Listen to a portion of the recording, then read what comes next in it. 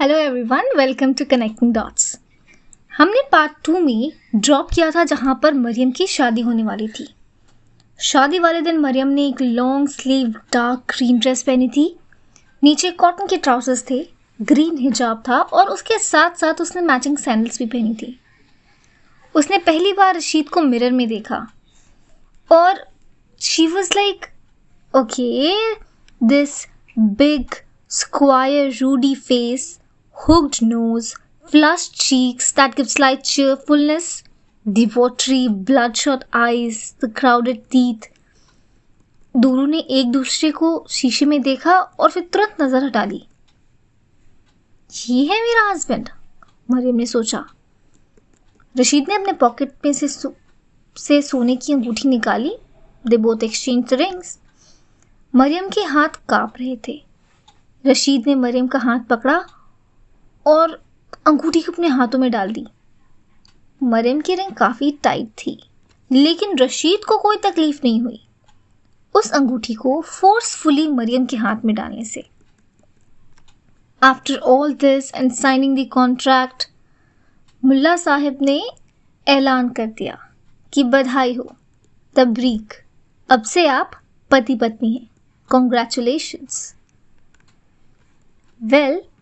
रशीद मरियम को बस पे ले जाने का वेट कर रहा था। मरियम जलील के साथ खड़ी थी। जलील उसे यह बताने में बिजी था कि काबुल कितना सुंदर है। वो उसे काबुल के गार्डन्स, शॉप्स, पेड़, हवा and so on and on सब बताया जा रहा था। वो उसे उन सारी खूबसूरत चीज़ों के बारे में बता रहा था जो उसे वहाँ जाकर देखने को मिलता। Mariam couldn't bring herself to allow this. She said one thing. I used to worship you. पूजा करती थी मैं आपकी। On Thursdays, मैं घंटों आपका इंतज़ार किया करती थी। I worried myself sick. क्योंकि आप नहीं आते थे।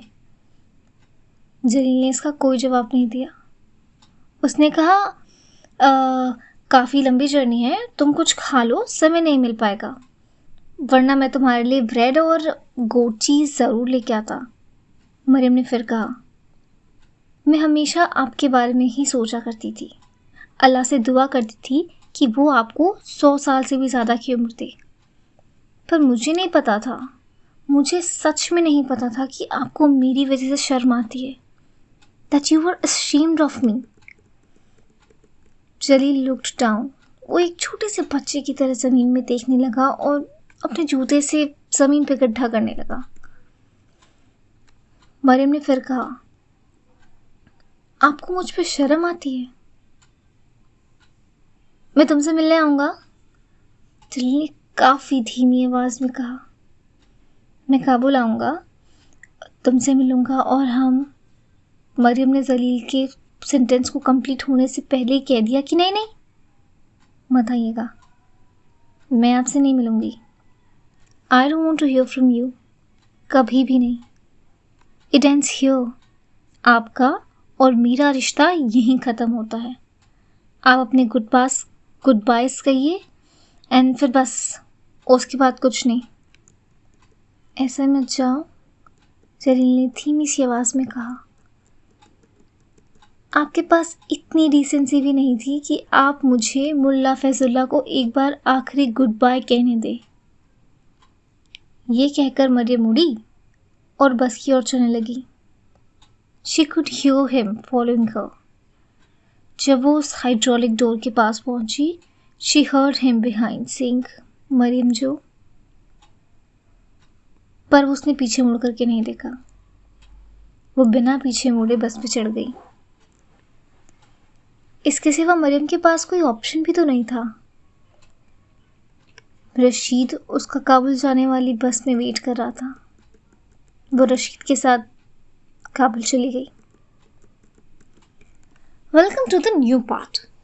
Now we have reached to a new part of story, जहाँ पर मरियम अपनी शादी के बाद काबुल शिफ्ट होती है।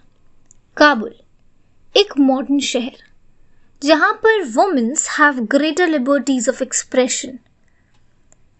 ऑल्दो रशीद का ये मानना है कि वो काफ़ी ट्रेडिशनल है and he also ask Mariam कि वो बुर्का पहन के रखे। धीरे धीरे मरियम जलील के साथ एकस्टम होने लग गई। उसे वो जो लेजिटिमेट वाइफ का जो ओहदा था वो उसे एंजॉय करने लगी। सब कुछ सही चल रहा था। रशीद मरियम को सही से रखता था, बहुत प्यार करता था, उसके बनाए खाने उसे बहुत पसंद आते थे। And then things changed.